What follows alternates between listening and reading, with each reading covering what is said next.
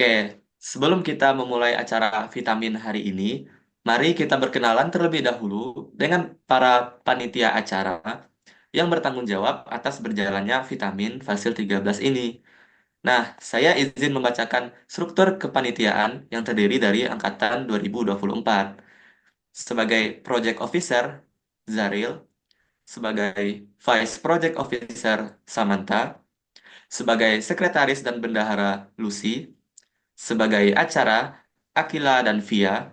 Sebagai Humas, Intan. Sebagai Logistik, Afini. Sebagai PDD, Keisha, Ading, dan Rihmin.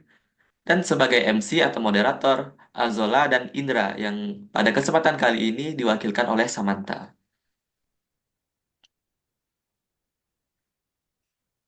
Oke, baik. Di sini tidak hanya hadir angkatan 2024 sebagai panitia inti, namun juga ada TT-TT pendamping dari angkatan senior yaitu Teh Shifana dan juga Teh Nabila.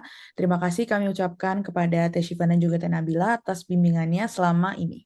Jadi langsung saja kita ke pertanyaan pertama ya dok. Apakah profesi yang sedang dokter jalani merupakan cita-cita dokter yang sesungguhnya? Silakan dok. Baik, profesi saya adalah cita-cita kedua saya ya. Jadi cita-cita pertama saya masuk ITB dulu, saya menjadi insinyur gitu ya. Pada waktu ujian tes masuk mahasiswa, saya pilihan pertama adalah ITB, pilihan kedua adalah Fakultas Kedokteran Unpad. Jadi kalau dilihat dari awal sih saya harusnya jadi insinyur bukan jadi dokter gitu ya. Tapi karena saya sebagai diterima kedokteran dan profesi inilah menjadi profesi saya sekarang ini. Mungkin ya dok, sebagai dokter juga di zaman sekarang, kira-kira kan sekarang lagi marak kayak dok, kecerdasan buatan atau AI. Nah, menurut dokter sendiri sebagai dokter senior, kira-kira bagaimana sih teknologi atau kecerdasan buatan itu kira-kira kan mengubah khususnya praktek bedah di masa depan dok? Boleh silakan. Ya, artificial intelligence itu sangat penting ya, sangat penting dan membantu kita berpikir dan melakukan proses eh, proses berpikir cepat gitu ya. Itu sangat penting dan di era teknologi, di era digital, di era eh, eh, teknologi kesehatan yang tinggi, AI itu sangat membantu sekali ya. Bahwa dengan ada AI itu akan semua yang berhubungan dengan evidence base, berhubungan dengan update tata kelola pelayanan, berhubungan dengan basic science cepat. Cuman hati-hati pada AI itu ada yang AI abal-abal, ya. Ada AI yang memang betul-betul sesuai dengan standar-standar evidence. Nah, jadi tolong adik-adik kalau memakai AI dilihat dulu apa AI-nya itu adalah AI yang baik dan benar, ya. Terus rujukannya dari mana, ya? Dari publikasi-publikasi yang uh, bisa dipertanggungjawabkan atau tidak. Selanjutnya pertanyaannya dok, apakah dokter memiliki kesibukan lain di samping menjadi seorang dokter? Silakan dok. Baik, selain saya sebagai pegawai negeri sipil dari Kementerian Kesehatan, saya sekarang jabatannya adalah Kepala KSM Departemen Ortopedi dan Traumatologi di Rumah Sakit Hasan Sadikin dan FK Unpad. Ya. Selain menjadi kepala departemen, saya juga menjadi staf eh, untuk pelayanan ortopedi dan traumatologi dan staf dosen tidak tetap untuk Fakultas Kedokteran Unpad, baik itu untuk mahasiswa, untuk PSPD dan PPDS ya. Selain itu di FK Unpad juga saya diberbantukan di berbagai departemen, departemen Obdinsos, di Obzin, departemen epidemiologi klinik di IKD dan departemen IKM ya di sana.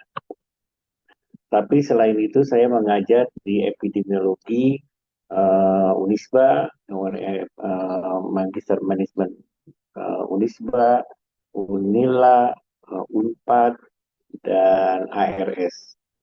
dan satu lagi adalah di mahasiswa Magister Hukum Kesehatan. Selain itu, saya adalah anggota Komite Intensif Dokter Indonesia, ya, yang mengelola dengan teman-teman dokter-dokter yang sudah selesai program studinya dan UKM PPD-nya untuk melaksanakan intensif di seluruh Indonesia. Pekerjaan saya yang tadi-tadi itu hobi ya, yang tadi-tadi itu hobi. Pekerjaan saya sebetulnya goes ya, bersepeda. Kira-kira sebagai seorang dokter atau seorang ahli bedah, kira-kira dokter sendiri apakah ada punya masalah dalam membagi kehidupan profesi dokter dan juga kehidupan pribadi dokter? Dan kalau memang ada, kira-kira gimana cara dokter bisa membagi waktu dan menghandle antara dua itu? Silakan dok. Kita harus punya kalender ya, harus kita punya kalender bagaimana mengatur pelayanan, pendidikan, penelitian dan hobi gitu ya.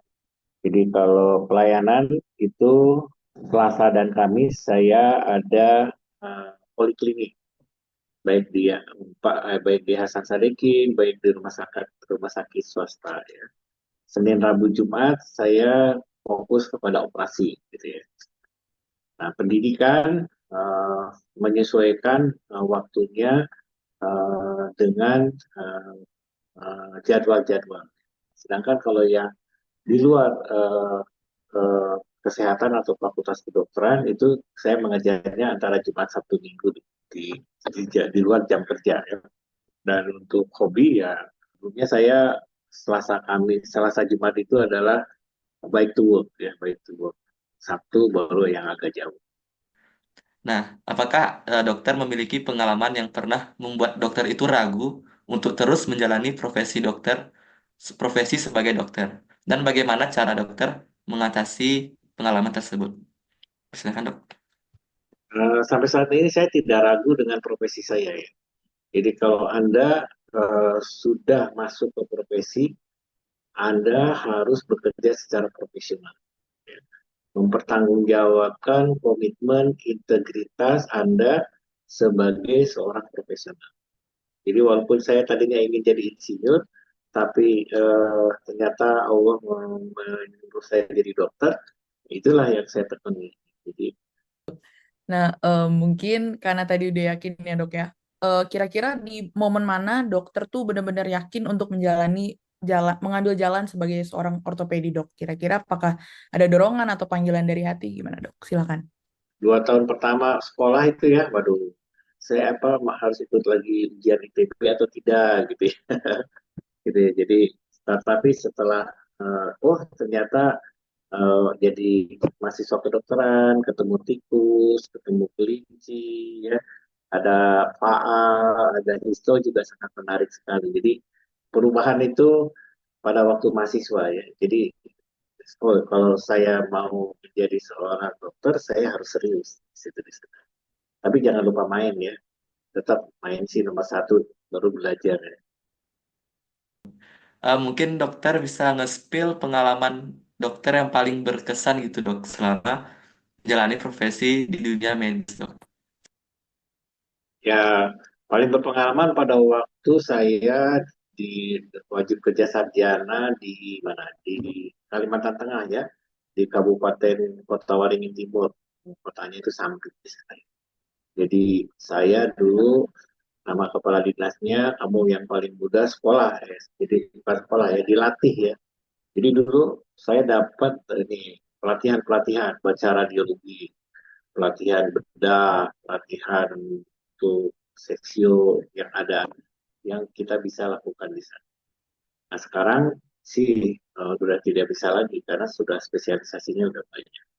Untuk lagi sebagai dokter bedah ortopedi saya dikirim ke Mesir, ke Yordania ya, ke sana untuk menjemput warga negara Indonesia ya, misalnya ya, warga negara Indonesia. Karena kan waktu itu ada kudeta dan lain-lain. Masuk ke negara orang, terus orang negaranya chaos, kita harus bawa warga negara kita kembali ke Indonesia. Nah ini waktu itu menjadi tantangan buat kita ya, karena negara chaos. Kira-kira menurut dokter kira-kira tetap bisa didapati tidak sih work-life balance itu meskipun seorang dokter tuh dibilang harus mengabdi seumur hidup? Silakan dok. Ya, prinsipnya tadi ya, Anda seorang dokter adalah seorang yang kalau dokter dan itu adalah bagian dari profesi ya. Jadi Anda seorang yang profesional, mau generasi Z, mau generasi E dan lain-lain. Anda harus nanti memproporsikan diri seorang profesional. Apalagi Anda akan melayani masyarakat, manusia ya. Anda harus mempromosikan diri sebagai seorang profesional. Ilmunya kuat, skillnya kuat, attitude-nya baik ya, taat hukum, taat moral, taat etika itu adalah seorang profesional yang berkarakter. Begitu ya jadinya. Jadi uh, komitmen, integritas, uh, responsibility itu menjadi bagian penting Anda sebagai seorang dokter. Siapapun gitu ya, siapapun, mau generasi apapun.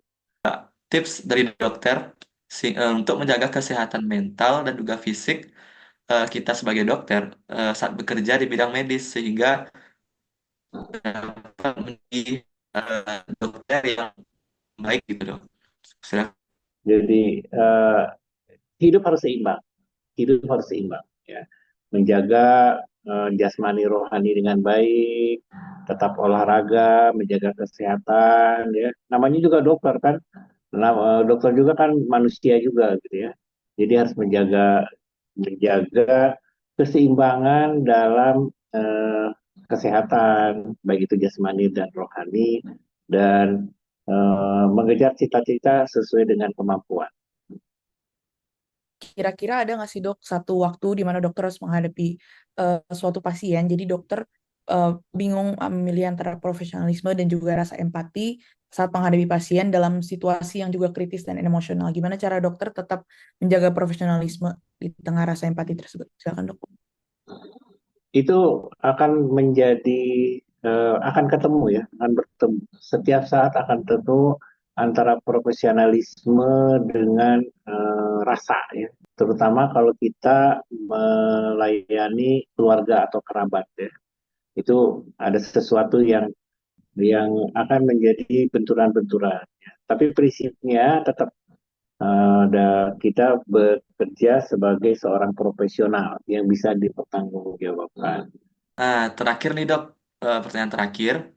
Apakah ada saran yang ingin dokter berikan kepada kami mahasiswa baru Fakultas Kedokteran nih dok yang baru memulai studinya, terutama yang tertarik dengan bidang seperti yang dokter jalani sekarang dok. Silakan dok. Baik, saya adalah kalau Anda memilih program studi Fakultas Kedokteran, Anda harus teguh ya, siap untuk profesi ini. Ya.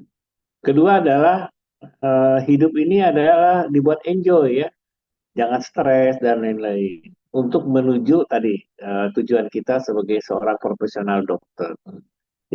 Nah, dokter itu adalah leader ya. Dokter itu leader ya. Jadi Anda harus belajar leadership karena dari keilmuan kedokteran sedikit untuk menjadi leader ya. Anda akan jadi pimpinan puskesmas, Anda akan jadi pimpinan waktu IGD, waktu semua-semua, Anda akan jadi leader ya. Nah, kewibawaan, integritas, komitmen, responsibility itu akan menjadi tanggung jawab Anda yang harus diasah dari awal ya di sana. Karena dokter itu adalah pemimpin dan itu harus diasah dari awal. Dibantu dengan keilmuan, dengan kompetensi, Anda akan menjadi lengkap seorang dokter yang baik. Saya kira itu. Nah, sebelum dokter live Zoom ya dok, izinkan kami memberikan sertifikat kepada dokter karena sudah meluangkan waktunya dan memberikan informasi yang very insightful untuk acara Vitamin 24 hari ini dok. Baik.